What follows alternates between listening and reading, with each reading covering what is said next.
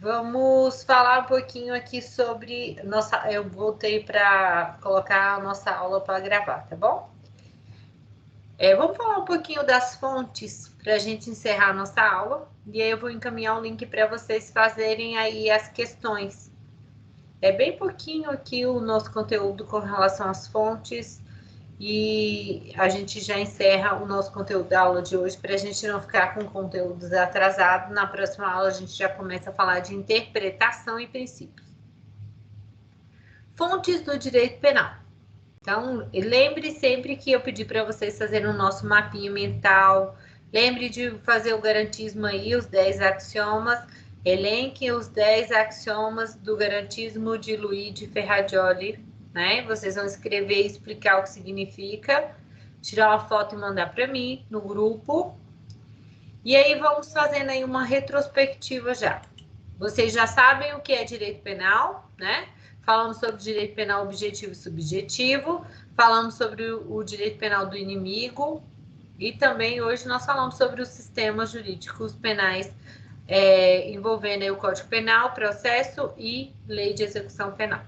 Falamos também sobre a ciência criminal, que envolve a criminologia, política criminal e a vitimologia. E agora vamos falar sobre a fonte do direito penal. Professora, mas quando a senhora falou sobre o estudo do direito penal, o conceito, você já falou um pouquinho sobre as fontes do direito penal. Só que agora a gente vai conseguir identificar quais são essas fontes. Claro que eu disse que o nosso direito penal, ele tem a fonte normativa onde? Decorre da nossa Constituição. Quem é que é a nossa fonte aqui formal, né? As fontes formais ou materiais, aí nós vamos buscar forma, fonte, da onde que vem, quem é que elabora esse meu direito penal, quem é que cria as nossas leis. E é isso que nós vamos estudar agora. Como é que nós vamos analisar essas fontes dentro do nosso sistema jurídico agora. Então, o que é a fonte? Primeiro, nós vamos entender o que é a fonte. Aqui nós vamos pensar na fonte é o que? A forma de criação e como se opera o direito penal com a sua Professora, aplicação. Oi? o slide está... A senhora colocou o slide ou não? Sim. Ah, tá bom. É que não apareceu para mim ainda não. Então atualiza. Eu acho que às vezes é bom você dar uma atualizadinha aí. Mas ele está aí na tela. Então, nós estamos falando das fontes. As fontes vão falar sobre o quê? Como se opera e como se cria o direito penal na sua aplicação prática, como da onde que surge, como é que é elaborado o direito penal. Nós já sabemos da comoção, da repercussão, mas agora nós vamos saber quais são essas fontes formais e as fontes materiais, fontes formais direta, indireta, tudo isso é o que nós vamos analisar agora. Será que só a lei é fonte do direito penal? Então, quais são essas nossas fontes?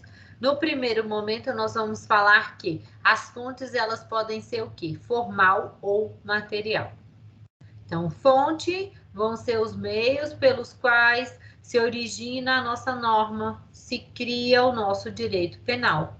E aí, dentro dela, nós temos as fontes formais e materiais.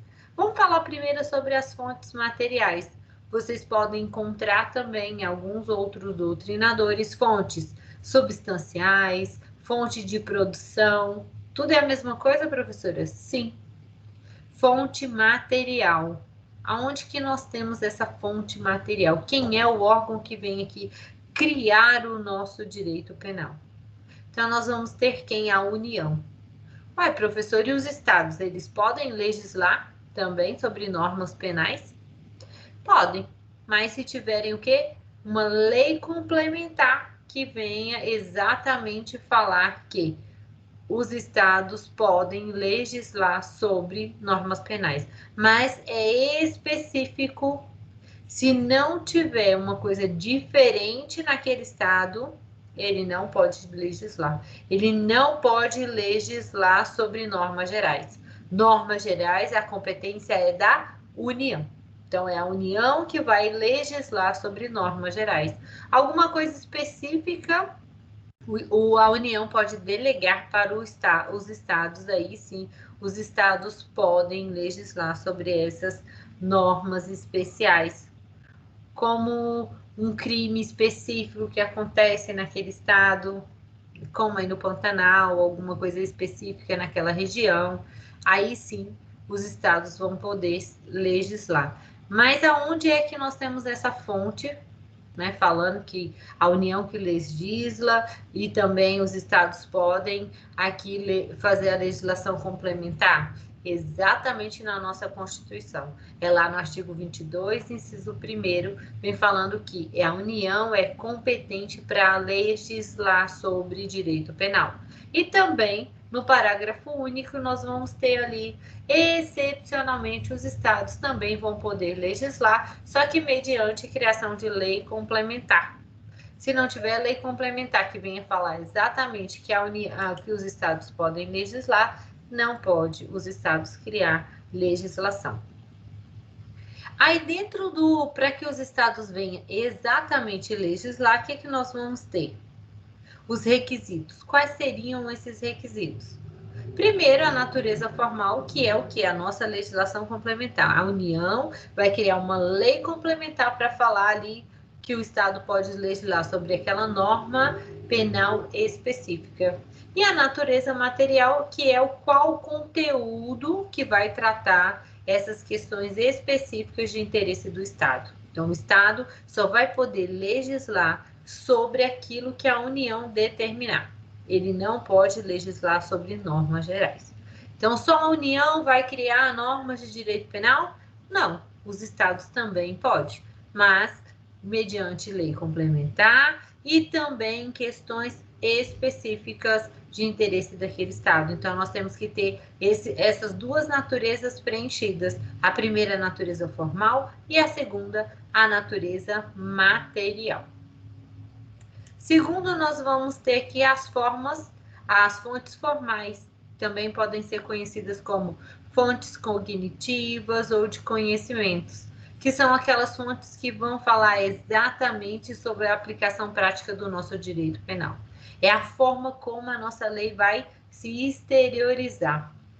E aí, dentro da fonte formal, nós vamos ter fontes formal imediata e fontes formais mediatas ou secundárias. Quando a gente fala em fonte formal imediata, nós estamos falando exatamente da lei. Por quê? Lembra que nós falamos lá dos princípios, dos axiomas, que é exatamente a lei que vai criar crimes e vai combinar pena. Que o juiz ele não pode combinar pena nenhuma se a lei não descreve.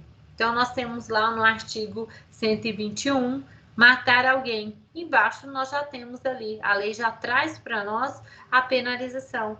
A pena já vem embaixo descrita. Então, a lei, a nossa própria fonte formal imediata já traz tanto o crime quanto a pena. E as fontes formais mediatas ou secundárias, elas não vêm criando crimes, não vêm combinando pena, mas vêm ajudando na aplicação do nosso direito penal.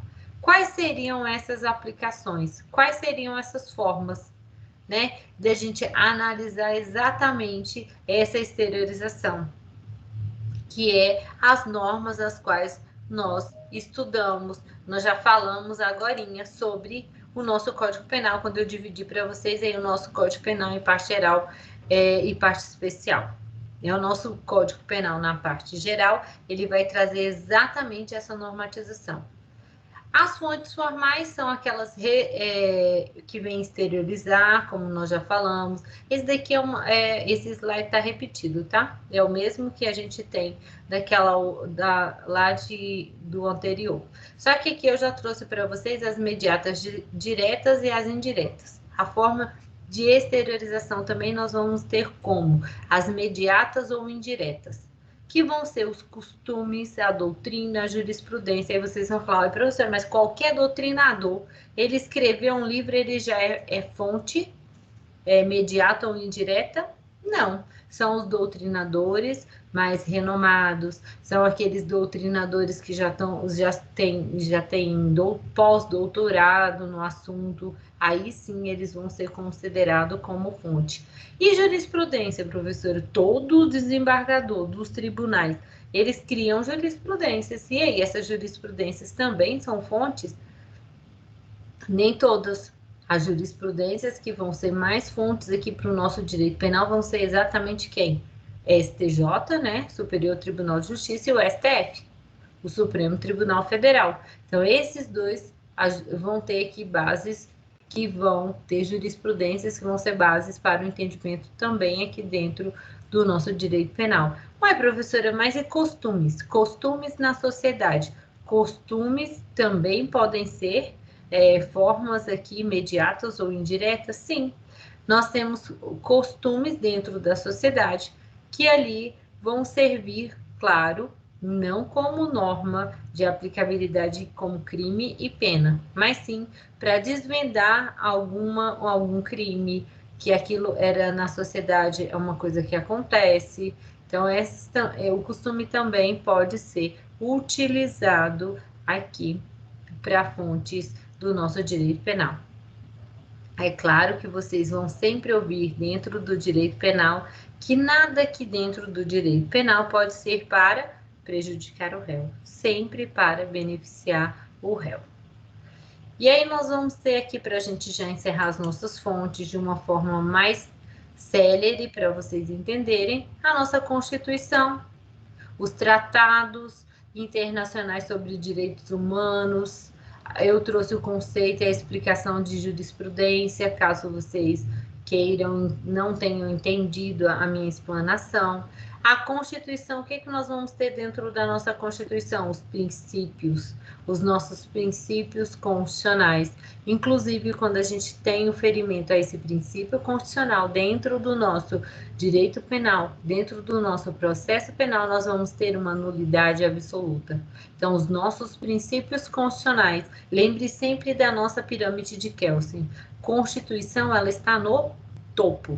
Então, tudo que fere a Constituição, os princípios constitucionais, dentro do direito penal, é nulidade absoluta. Então, ela é fonte? Sim, ela é fonte também do nosso direito penal. Tratados internacionais que versam sobre direitos humanos. Nós temos, o Brasil tem assinado aí vários tratados, mas o mais antigo que vocês já devem ter ouvido é o Pacto de São José da Costa Rica. Ele é um tratado que o Brasil já aderiu, já tem muito tempo, e por conta desse tratado, nós temos aí algumas normas que são utilizadas dentro do nosso ordenamento jurídico e que não tem, aliás, nós temos até normatização contrária, como o depositário infiel, que foi abolido a prisão do depositário infiel, uma prisão civil, que é lá no direito, no processo civil, no direito civil, quando você compra aquele carro financiado, você assina um termo que você é depositário fiel. Quando você deixa de pagar e some com o carro, significa que você é um depositário infiel. Antes você poderia ser preso. Depois da assinatura do do Brasil aderiu ao Pacto São José da Costa Rica, não é mais possível aqui a prisão do depositário infiel. Então, nós não temos mais essa modalidade de prisão civil aqui no Brasil. A jurisprudência, para vocês verem aqui o que significa, são decisões dos nossos tribunais superiores.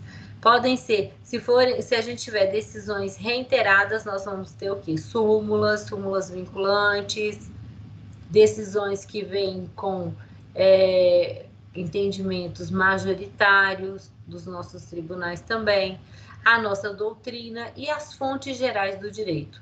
Quais são as fontes gerais do direito? Os princípios gerais aqui do direito. Nós vamos falar sobre os nossos princípios e aí sim vocês vão inteirando sobre cada um desses princípios. E os costumes, né? Os costumes que é reiterado aqui na sociedade. O que nós temos como costume? Sabe aqueles costumes de religião? Por exemplo, algumas religiões têm como cultura, como costume, quando tem um menino fazer a cisão ali. Então, é um costume que é já de uma crença, de uma religião, que não é uma lesão corporal leve, mas é um costume que tem já na sociedade. Outras espécies de costumes que nós temos também, segundo a lei, né, segundo a lei, aquele interpretativo que vem só para auxiliar aqui no direito penal você entender o conceito de alguma coisa que está relacionado com o crime que aconteceu naquela comunidade ou naquela região. Também contra a lei ou negativo, aquele que vem contrariar um costume que vem aqui para contrariar a lei, mas que já está enraizado na sociedade. O exemplo mais comum é o jogo do bicho. Às vezes todo mundo sabe que ali na banquinha do fulano de tal faz o jogo do bicho, mas ninguém denuncia, porque já é um costume ali ver o seu João vendendo o jogo do bicho dele ali todo dia. E aí nós vamos ter também o pré-tem lege, que é o integrativo, que é aquele que vem para suprir a lacuna da lei.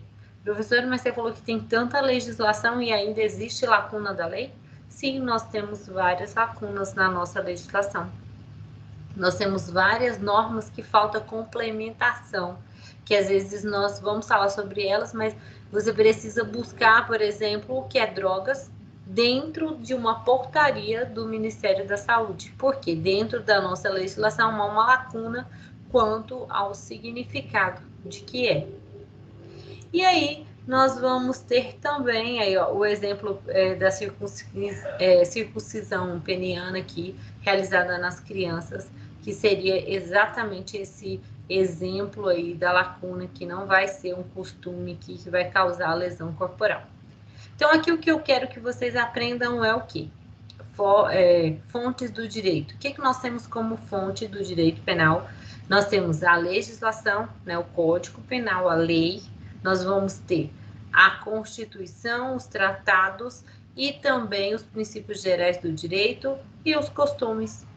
Essas 5 são as fontes básicas que vocês precisam saber. É claro que daqui a pouco a gente vai estudar as normas e aí nós vamos falando sobre cada uma delas novamente. Por isso que eu trouxe elas mais sintéticas para a gente encerrar o nosso conteúdo de hoje. E agora eu vou passar para vocês o questionário, né? As questões objetivas para vocês fazerem. Não precisa me encaminhar, vocês vão fazer quando vocês terminarem. Agora são 9h20, vou dar uns 15 minutos para vocês. E aí, quando encerrar o tempo, ou se vocês terminarem antes, vocês vão, professor, já terminamos, podemos corrigir. A gente vai corrigir fazendo a revisão de todo o conteúdo de hoje. E aí, depois, quando a gente terminar a correção, eu vou falar para vocês, podem me enviar. Que aí, quando vocês enviar, vocês não vão ter acesso às questões, que vai ficar só o link para mim, vocês depois vão receber no e-mail de vocês.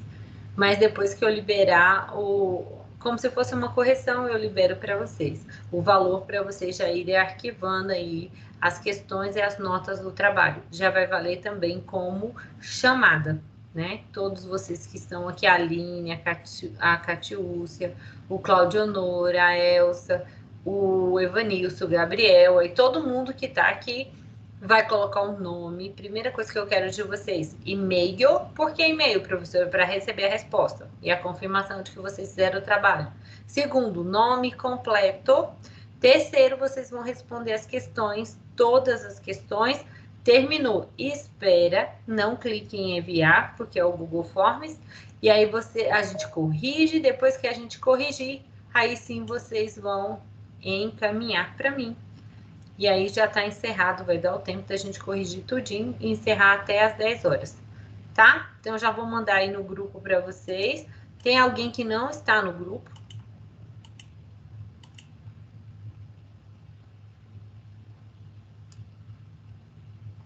Não? Então, tá bom. Então, todos estão. Quem não tiver, se manifeste, que eu peço para adicionarem aí.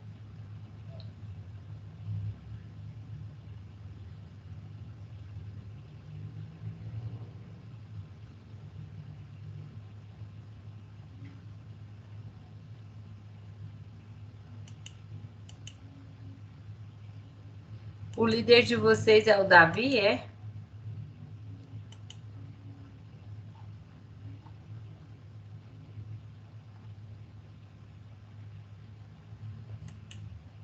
Sim, eu Sim, vi. professor.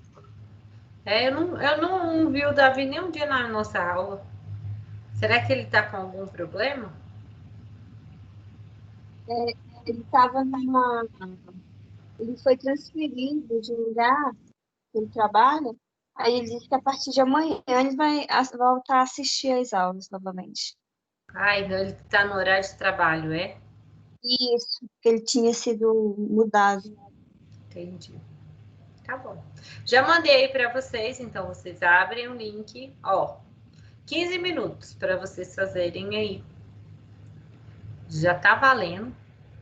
Leiam, tentem analisar as questões com base em tudo que nós estudamos hoje, para vocês responderem aí.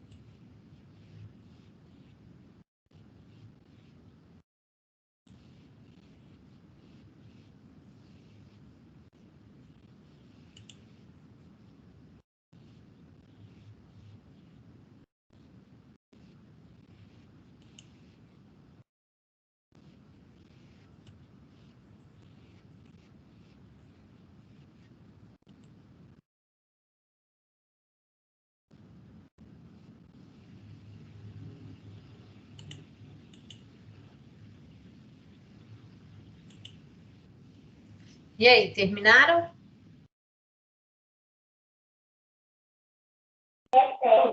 O meu falta umas 3 ainda. Ainda não, professor.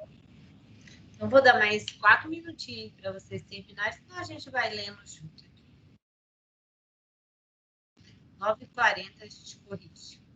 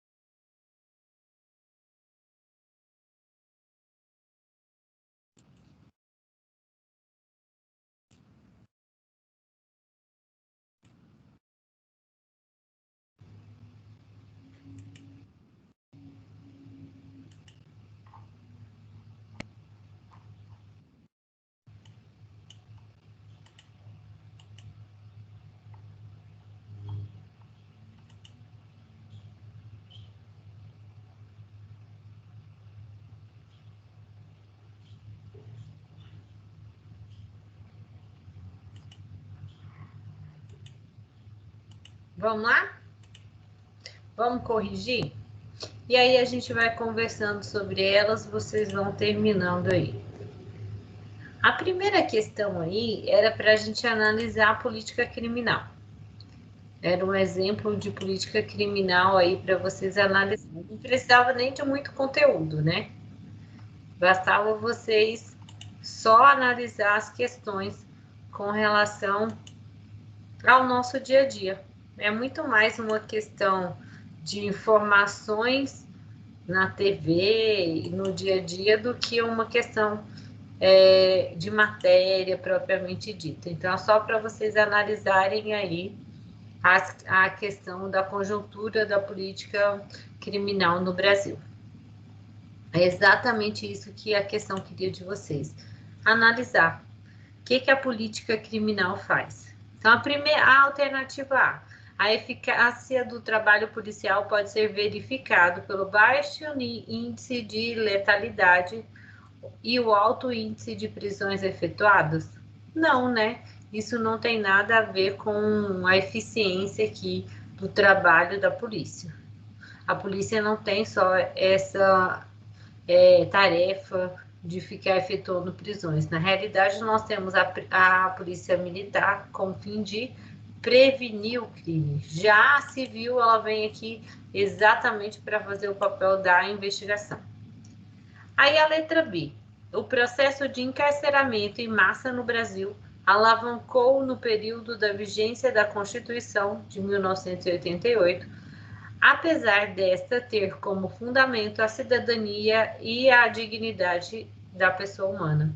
Essa aqui é uma conjuntura de política criminal brasileira atual que a gente tem analisado desde a nossa Constituição de 88, com fundamentos principalmente na dignidade da pessoa humana.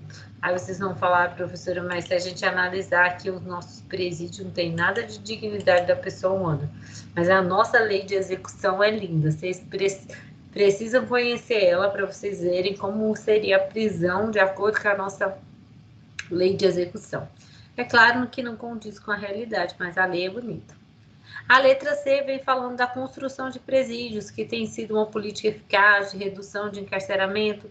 Criação de presídio no Brasil nunca foi medida eficaz de política para redução de encarceramento. A letra D vem falando do crescimento da população prisional, é um isonômico no aspecto de gênero, não tem nada de isonomia em relação a gênero, porque a nossa própria lei já diz bem claro que nós temos presídios masculinos e presídios femininos. Então, não tem aqui nada sobre essa isonomia. Isso já é determinado pela lei. A letra E vem falando da proteção dos direitos humanos, que tem sido o principal resultado da política criminal brasileira, uma vez que o aumento da população prisional demonstra que os bens jurídicos estão cada vez mais protegidos pelo direito penal. E a gente sabe que o encarceramento não é uma medida tão eficaz assim para diminuição da criminalidade. É claro, inibe muito a sociedade, mas não tem sido uma medida aí eficaz. Então, na número 1, a alternativa correta é a letra B. A 2 já vem falando sobre prevenção de infração, a prevenção do crime, a prevenção primária, a prevenção secundária, e aí nós vamos ter políticas legislativas, nós vamos ter a prevenção terciária, que vem falar exatamente no que está relacionado cada um. Quando a gente fala na prevenção aqui primária da infração, nós estamos falando nas políticas públicas. Quais são essas políticas públicas que nós falamos? Educação, emprego, moradia, saúde, qualidade de vida, segurança, tudo isso são prevenções primárias. Lembra lá da política criminal, quando eu estava falando naquela comunidade, naquele semáforo? O que essa política pública traz? Exatamente esses meios para diminuir o índice de criminalidade, para ver se coíbe ali, dá uma ocupação para a sociedade, para que inibe ela a cometer crimes. Essa seria uma prevenção primária. A prevenção secundária, nós estamos falando exatamente dos programas da polícia. exatamente da Polícia Militar, que vem fazendo essa prevenção social, através também dos meios de comunicação, a ordenação urbana, tudo isso vem dessa prevenção secundária.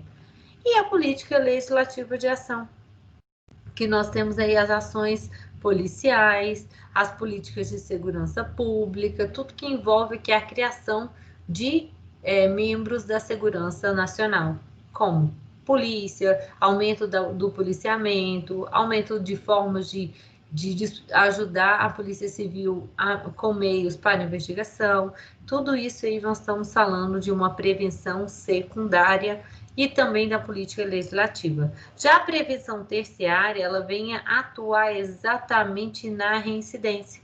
Ela é voltada somente para o preso, em tentar ressocializar esse preso. Mas aí a ressocialização aqui é uma medida que não cabe só ao Estado, né? O preso também tem que querer essa ressocialização. Aí seria uma proteção terciária. Primeiro eu penso na proteção para que não cometa o crime. Segundo, eu boto a polícia para investigação, né? Para prevenção, para todos os meios aqui, que é a prevenção secundária. Depois eu crio, a União, o Estado, crio aqui ações através de leis, crio leis para aumentar a polícia, a investigação, e por fim, eu me preocupo com o preso. Tudo isso são formas de prevenção da infração penal. Infração penal, a gente já sabe que é o quê? Crime mais contravenção. Então, de acordo com tudo isso que eu explanei para vocês, a alternativa aqui da nossa questão número 2, ela vem trazendo exatamente o quê? Vamos lá. As modalidades preventivas nas quais se inserem os programas de policiamento, orientando a solução de problemas e de policiamento comunitário, assim como outros programas de aproximação entre a polícia e a comunidade, podem ser incluídas na categoria de prevenção primária? Não, né? Eles são de prevenção secundária. Prevenção primária, nós falamos que são o quê? As políticas públicas na área da segurança, do emprego, na qualidade de vida ali para a sociedade. Isso sim é uma prevenção primária. Então, essa alternativa está errada. A questão número 3. A questão número 3 está falando exatamente aqui de um doutrinário, de um magistério do Zaffaroni. Zaffaroni é um grande doutrinador do direito penal, ele é um argentino. E aí vem exatamente buscando a tutela do bem jurídico aqui. Sobre o bem jurídico penal, assinale a alternativa que não está de acordo com o pensamento, né, de Zaffaroni e também de Periagli. Esses dois doutrinadores que nós vamos analisar. O que eles trazem? Eles trazem o bem jurídico aqui, penal tutelado, com relação à indisponibilidade do indivíduo. E aí, cada alternativa vem fazendo aqui uma busca sobre esses bens jurídicos a serem tutelados. O bem jurídico para eles dois a serem tutelados é com relação à indisponibilidade do indivíduo. Porque aqui ele vem proteger como um objeto, protegido pelo Estado, que vem revelar o interesse na tipificação da pena, que vai afetar exatamente a conduta. O que é? Eu, Estado, imponho uma penalização para tentar coibir você de cometer o crime. Então, ele fala que isso é uma relação de indisponibilidade. Então, bem para ele tutelado é essa relação de dispor, né? Que você vai dispor o uso, o bem, o Estado que vai dispor desse bem jurídico aqui para poder fazer o quê? Alcançar uma autorrealização, uma inibição, que é o nosso direito penal aqui de punir. É isso que traz nessa questão que o Zaffaroni traz aqui no livro dele.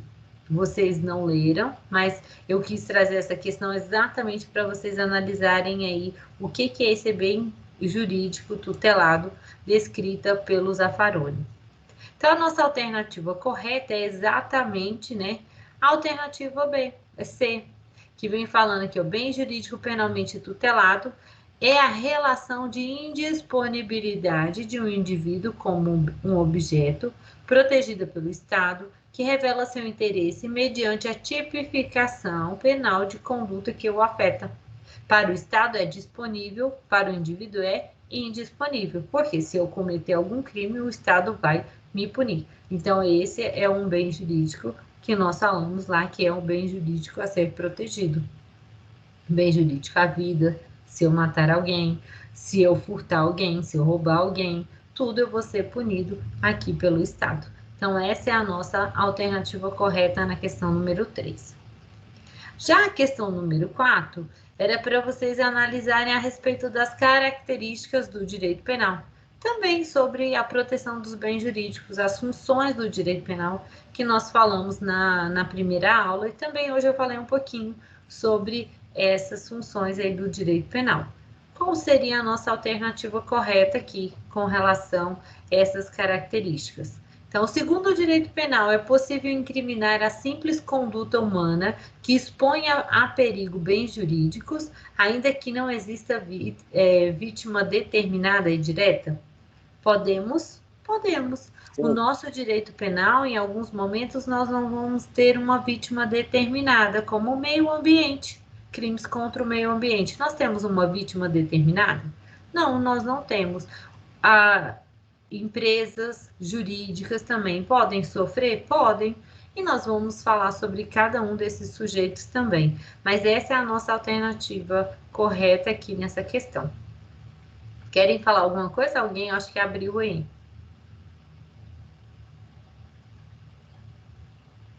Então, vamos continuar. Vamos ler as outras letras para vocês entenderem. A terceira eu não li porque era uma interpretação do livro do Pensamento de Zaffaroni. Então, eu não li porque o pensamento era aquele. Mas essas daqui, cada alternativa traz uma informação que a gente precisa para revisar na nossa aula de hoje. Ó, o direito penal tem os princípios como fonte de integração da lei penal, que devem ser utilizados em caso de omissão legislativa, mas cuja aplicação é vedada para desfavorecer o réu. A gente pode aplicar os direitos aqui como fonte? Sim, mas fonte integral? Não, fontes subsidiárias. Então, os nossos princípios podem ser aplicados, mas de forma subsidiária. A gente não tem como aplicar aqui o nosso princípio de forma primária. E a questão A também, ó, segundo o direito penal, é possível incriminar a simples conduta humana que exponha bens a perigo, ainda que não existem vítimas determinadas.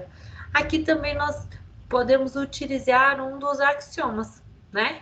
Nulo crimine sine injuria. Se eu não tenho aqui um crime, né? Não há crime sem a lei que o comine. Se eu não tenho, não posso aplicar. Mas se eu tenho, eu posso aplicar até a vítima indeterminada, que é o exemplo ali. E depois nós vamos estudar os sujeitos e dentro do sujeito vocês vão ver quem é que pode sofrer essas lesões. A letra D. De acordo com... Vamos lá, a letra D. De acordo com o direito penal, a aplicação de nova lei, no caso de estabelecer nova causa de diminuição de pena e nova causa de aumento de pena, tipo penal incriminador existente, deve ser afastada... Peraí, deixa eu aceitar um colega que está chegando. Deve ser afastada a fato ocorrido antes de sua vigência, ainda que em benefício do réu. Aqui nós vamos estudar, ainda não falamos sobre essa parte. Isso daqui é uma novatio legis impégios, né? Se nós temos uma lei nova, se ela vem para prejudicar o réu, eu não aplico. Mas se ela vem para beneficiar o réu, nós vamos aplicar. Mas não se preocupe que a gente vai estudar essa parte aqui também. Aqui é exatamente o nosso artigo 5º da Constituição Federal, que a lei não retroagirá, salvo se for só para beneficiar o réu. Então, já é um princípio que está lá na nossa Constituição. A alternativa D, ela vem falando de lei excepcional e lei a diferença de lei complementar e lei excepcional. Vamos estudar também essa diferença. Então, segundo o direito penal, o fato praticado durante a vigência de lei excepcional, quando o fim do período de sua duração ou quando cessarem as circunstâncias que a determinaram, não mais se aplica à lei penal. Aqui nós vamos estudar exatamente a diferença de lei excepcional e também a diferença de lei temporária. Então, esse daqui nós vamos deixar para explicar para vocês com todos os detalhes quando a gente estiver aí exatamente falando sobre a diferença de uma e quando é que nós vamos aplicar, quando eu ensinar para vocês como é que vai aplicar a essas legislações. A letra E, o direito penal estabelece como fundamento a teoria da atividade, aqui é a teoria do crime.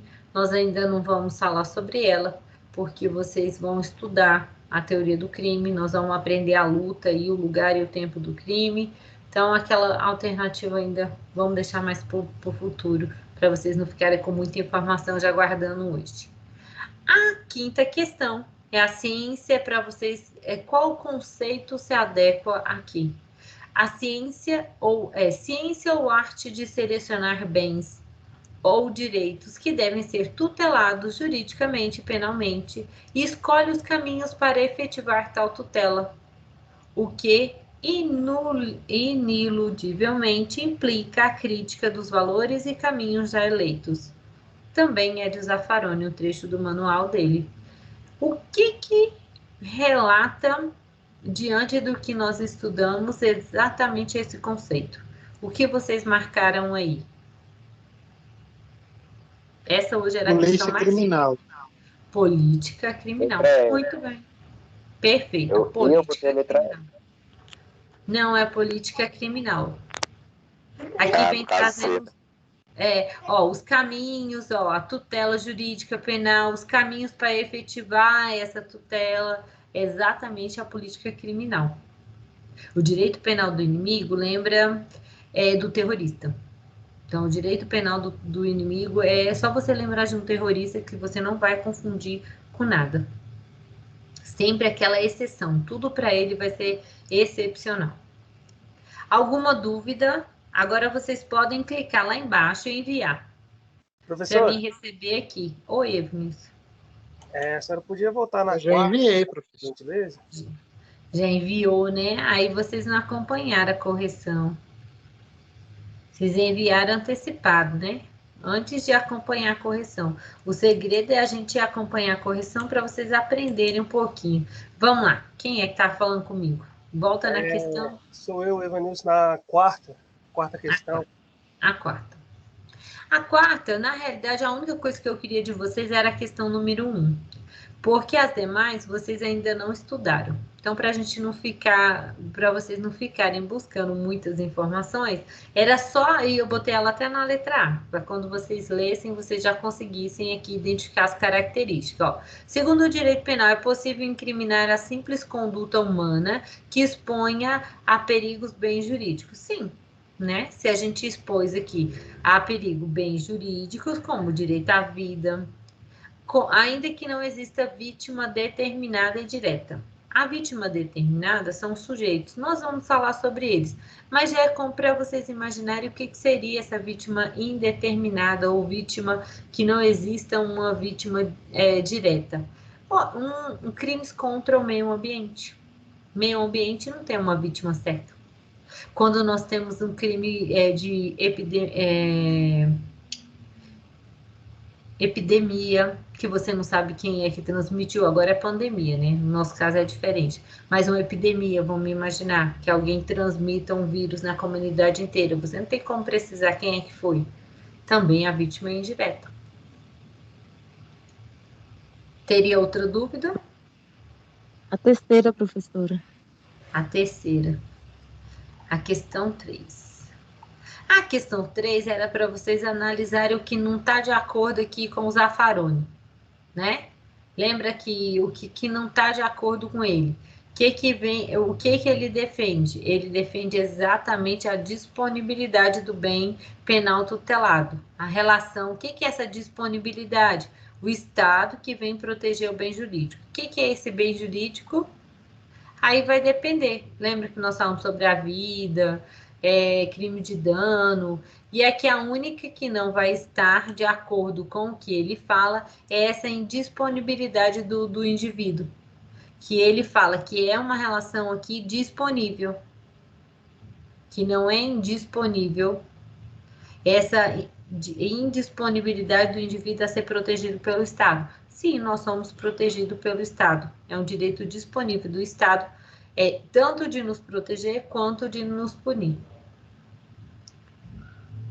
Tranquilos? Mais alguma? O que vocês acharam das questões? Eu achei que eu preciso Eu estudar errei essa bastante. segunda. Hã?